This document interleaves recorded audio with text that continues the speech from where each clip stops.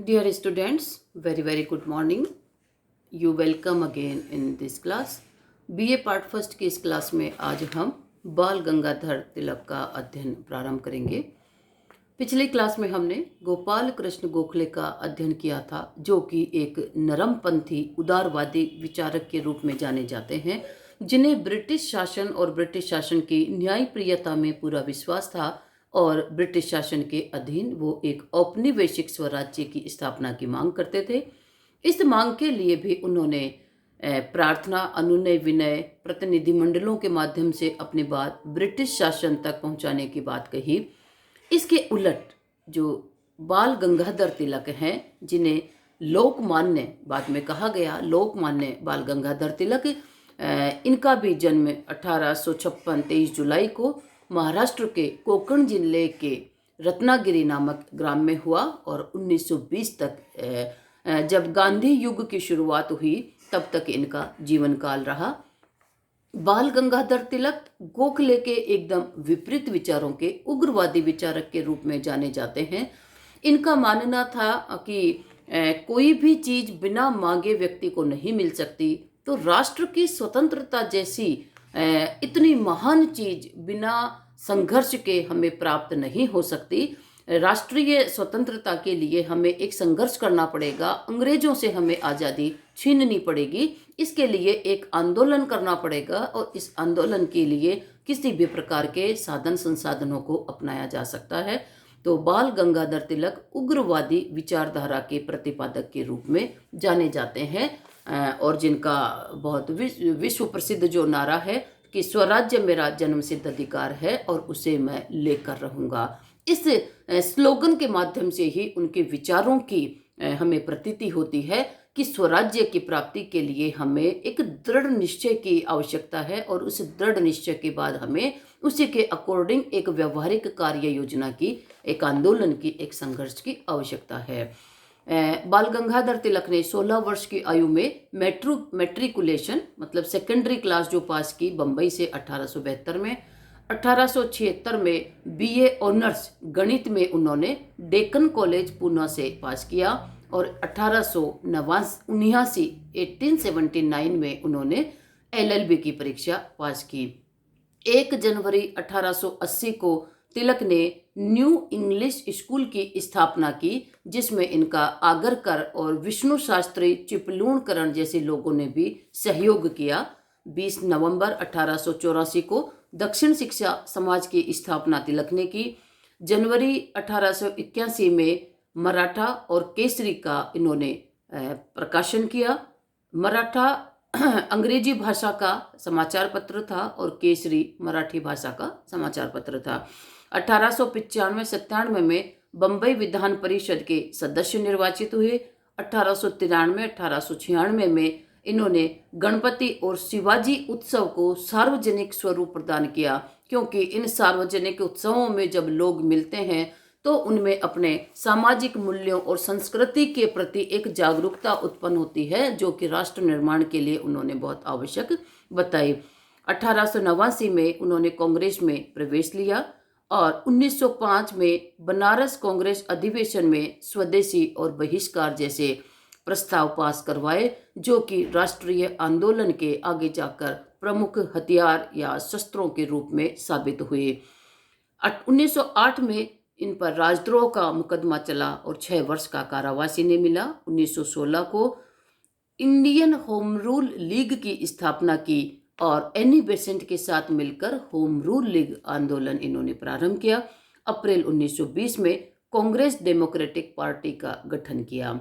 तो तिलक के द्वारा राष्ट्रीय आंदोलन के समय बहुत महत्वपूर्ण इस प्रकार के कृत्य किए गए और ये इनका मिशन था कि हमें सबसे पहले राष्ट्रीय आज़ादी को प्राप्त करना होगा और इसके लिए हमें एक कड़ा संघर्ष करना होगा। ब्रिटिश जाति हमें स्वयं में अपनी मंशा से आज़ादी नहीं प्रदान करेगी, इसके लिए हमें स्वयं को जागरूक होकर, संगठित होकर संघर्षरत रहना होगा। तिलक के द्वारा जो पुस्तकें लिखी गई उनके द्वारा रचित ग्रंथ हैं the Orion, the Arctic home of the Vedas, वैदिक क्रोनोलॉजी एंड वेदांग ज्योतिष और श्री श्रीमद् भगवत गीता रहस्य। ये 4 ग्रंथ तिलक के द्वारा रचित प्रमुख ग्रंथ हैं और तिलक के व्यक्तित्व पर, क्योंकि हर व्यक्ति के व्यक्तित्व पर उस समय की परिस्थितियों का, अपने संगी साथियों का या अपने पारिवारिक माहौल का आवश्यक रूप से प्रभाव पड़ता है। तिलक के व्यक्तित्व पर जो प्रभाव सबसे ज़्यादा पड़ा उसमें पारिवारिक वातावरण, हिंदू दर्शन का प्रभाव, हिंदू पुनरुत्थान का प्रभाव, भारतीय महापुरुषों और नायकों का प्रभाव और पाश्चात्य राजनीतिक विचारकों का प्रभाव उन पर पड़ा। पाश्चात्य राजनीतिक नायकों का विचार इस रूप में पड़ा कि वो अपने देश में स्वदेश जैसी चीज से बहुत ज़्यादा लगाव रखते हैं। उन्हें अपने देश की आज़ादी से, अपने देश के नागरिकों को स्वतंत्रता, अधिकार जैसी चीज़ों से बहुत प्रेम है, तो वही चीज़ क्यों ना हम भारत देश के लिए भी अपनाएं। तो ये तिलक एक महान व्यक्ति के रूप में, जिनके की इस उपाधि से पता चलता है लोकमान्य बाल गंगाधर तिलक उग्रवादी विचारधारा के सर्व प्रमुख प्रतिपादक के रूप में जाने जाते हैं। अब हम आगे तिलक के विभिन्न विचारों का वो अध्ययन करेंगे। तिलक के राजनीतिक विचारों का अध्ययन। तिलक ने राजनीतिक दृष्टिकोण से जो अपने विचार दिए उसमें उन्होंने व्यक्ति और समाज का शाश्वत आधार धर्म को बताया, क्योंकि तिलक का मानना था कि धर्म के बिना व्यक्ति और समाज का एक आपसी तालमेल नहीं हो सकता। व्यक्ति धर्म के माध्यम से एक सर्वांगीण उसमें अपने कर्तव्य पालन के प्रति प्रेरित रहता है, और समाज में यदि धर्म को माइनस कर दिया जाए तो वो समाज मोरलिटी से रहित हो जाएगा, उसमें नैतिकता का अंश नहीं रहेगा। तो तिलक ने व्यक्ति और समाज के लिए धर्म को आवश्यक चीज के रूप में प्रतिपादित किया, क्योंकि धर्म के बिना व्यक्ति नैतिक आचरण नहीं करेगा और उसमें अपने कर्तव्य पालन की और जो सदाचार, सहयोग, समन्वय की ये प्रवृत्तियां खत्म हो जाएगी। तिलक ने कठोपनिषद में वर्णित जीवन के आध्यात्मिक दृष्टिकोण का उन्होंने समर्थन किया, जिसे इस उपनिषद ने जीवन का श्रेष्ठ मार्ग, श्रेय मार्ग कहा है। तिलक ने उनके दूसरा जो विचार हम देखते हैं, पाश्चात्य भौतिकवादी नैतिक व राजनीतिक दर्शन से असहमति। जिस तरह गोपाल कृष्ण गोखले ने पाश्चात्य विचारधारा, पाश्चात्य संस्कृति की उन्होंने प्रशंसा की और उसे उचित बताया, तिलक ने कहा कि ये जो भौतिकवादी संस्कृति है ये किसी भी रूप में भारत के लिए उचित नहीं हो सकती, और जो पाश्चात्य राजनीतिक दर्शन है उससे भी उनको सहमति बिल्कुल नहीं थी। तिलक का मानना था कि जो पाश्चात्य संस्कृति में एक अपनेपन की कमी है और पाश्चात्य संस्कृति में दिखावे की जो ज़्यादा प्रवृत्ति है वो भारतीयों के लिए कभी भी अनुकूल नहीं हो सकती। वो केवल दिखावे की जिंदगी जीना चाहते हैं, और भारतीय संस्कृति में एक अपनापन, व्यक्ति के बीच, व्यक्ति और परिवार के बीच, समाज के बीच एक सहयोगात्मक संबंधों की स्थापना है, वो पाश्चात्य संस्कृति में उन्हें नजर नहीं आई। पाश्चात्य संस्कृति में सब अपने स्वार्थों के वशीभूत होकर कार्य करते हैं, जो भारतीय संस्कृति में किसी भी रूप में कदापि स्वीकार्य नहीं है। व्यक्ति की स्वतंत्रता संबंधी जो विचार है, तिलक ने पूर्ण स्वराज्य प्राप्ति का लक्ष्य रखा और उन्होंने ये नारा भी दिया कि स्वराज्य मेरा जन्मसिद्ध अधिकार है और इसे मैं लेकर रहूंगा। तिलक का मानना था कि जब राष्ट्र ही स्वतंत्र नहीं होगा तो व्यक्ति की स्वतंत्रता बेमानी है। उन्होंने व्यक्ति की स्वतंत्रता से पहले राष्ट्र की स्वतंत्रता पर अपना फोकस किया। जब देश आज़ाद होगा तो देश के नागरिक अपने आप स्वयं में आज़ाद हो जाएंगे। यहाँ पर तिलक का अपने समकालीन विचारकों से मतभेद था, क्योंकि व्यक्ति स्वतंत्रता को अन्य विचारकों ने एक प्रारंभिक उसमें माना है, उसकी महत्ता को कम नहीं किया। तिलक ने कहा कि व्यक्ति की स्वतंत्रता से पहले राष्ट्र की आज़ादी ज़्यादा जरूरी है। पूर्ण स्वराज्य का लक्ष्य, तिलक औपनिवेशिक स्वराज्य के लक्ष्य में कदापि विश्वास नहीं करते थे। उनका मानना था कि ब्रिटिश शासन को यहाँ से जड़ से उखाड़ कर फेंक देना चाहिए और भारतीयों का शासन भारतीयों के द्वारा ही संभाला जाना चाहिए। तो पूर्ण स्वराज्य प्राप्ति का लक्ष्य उन्होंने निर्धारित किया, जबकि गोपाल कृष्ण गोखले के संदर्भ में हमने देखा उन्होंने ब्रिटिश शासन के अधीन औपनिवेशिक स्वराज्य की मांग की और उनका लक्ष्य था कि जो भारत में राजनीतिक संस्थाएं स्थापित की जा रही हैं उनमें अधिक से अधिक भारतीयों को उचित मात्रा में प्रतिनिधित्व दिया जाए। उन्होंने पूर्ण स्वराज्य का लक्ष्य नहीं रखा था। तिलक ने कहा कि पूर्ण स्वराज्य के अलावा हमारा कोई लक्ष्य नहीं हो सकता। भारत भारतीयों के लिए है और भारतीयों के द्वारा ही भारतीयों का शासन संभालना चाहिए। साधन संबंधी विचार, तिलक का मानना था कि आपका यदि साध्य पवित्र है, उस पवित्र साध्य को प्राप्ति के लिए आपको सभी प्रकार के साधनों का प्रयोग करना चाहिए। उन्होंने अपने स्वराज्य की प्राप्ति के लिए जो साधन बताए, स्वदेशी वस्तुओं को अपनाने की उन्होंने बात कही और विदेशी शासन, विदेशी वस्तुओं का बहिष्कार करने की बात कही और राष्ट्रीय शिक्षा प्रणाली और निष्क्रिय प्रतिरोध, ये चार उनके स्वराज्य प्राप्ति के साधन थे और चारों ही साधनों को उन्होंने अपने व्यवहारिक जीवन में उपयोग करके, अपना करके इनकी महत्ता को प्रतिपादित किया। जब तक राष्ट्रीय शिक्षा प्रणाली नहीं होगी, वो पाश्चात्य शिक्षा प्रणाली की कभी वकालत नहीं करते थे। वो भारतीयों के दृष्टिकोण से यहाँ हमारी स्वयं की एक शिक्षा प्रणाली अपनानी होगी, जबकि गोखले ने पाश्चात्य शिक्षा प्रणाली को महत्ता दी।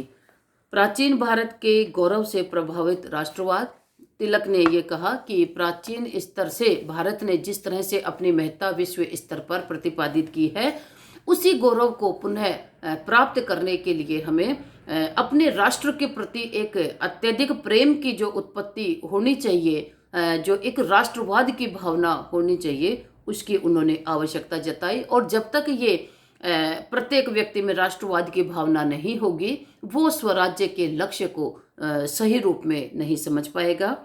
ब्रिटिश शासन भारत के लिए अभिशाप, गोखले ने ब्रिटिश शासन को भारत के लिए वरदान कहा।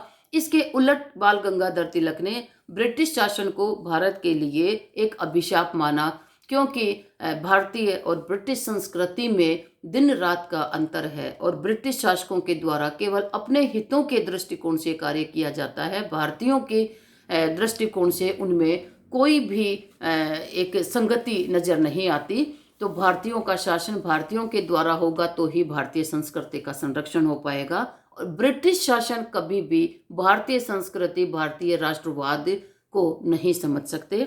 राष्ट्रीय एकता और सांप्रदायिक सद्भाव संबंधी उनके विचार, तिलक ने ये कहा कि मैं जिस स्वराज्य की मांग कर रहा हूँ वह मात्र हिंदुओं, मुसलमानों अथवा किसी वर्ग विशेष का नहीं होगा, वह संपूर्ण भारतीयों के लिए एक स्वराज्य होगा।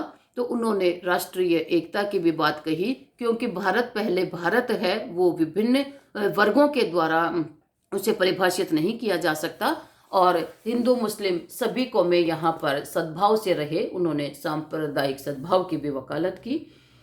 यथार्थवादी और व्यवहारिक दृष्टिकोण, तिलक ने जो भी बातें कही वो व्यवहारिक धरातल पर उन्हें पूर्ण रूप में उनके पालन की भी उनमें मंशा थी।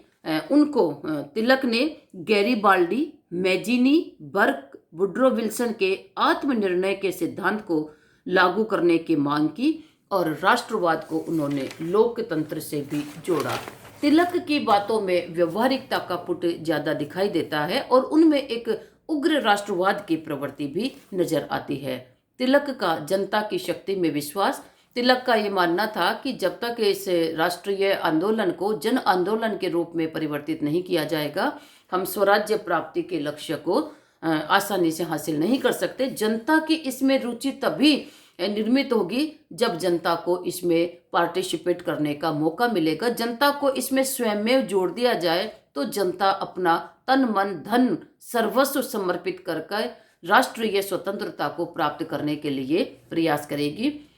पट्टाभी सीतारमैया ने ये कहा कि गोखले उच्च वर्ग और बुद्धिजीवियों की तरफ देखते थे और तिलक सर्वसाधारण और करोड़ों लोगों की ओर देखते हैं, क्योंकि तिलक और गोखले की विचारधारा में बेसिकली यही अंतर था। गोखले का मानना वो एक उच्च बुद्धिजीवी वर्ग से संबंध रखते थे। तिलक ने कहा कि ये जो आंदोलन है, राष्ट्रीय स्वतंत्रता का आंदोलन, इसे आम जन से संबंधित करके ही इस लक्ष्य को प्राप्त किया जा सकता है।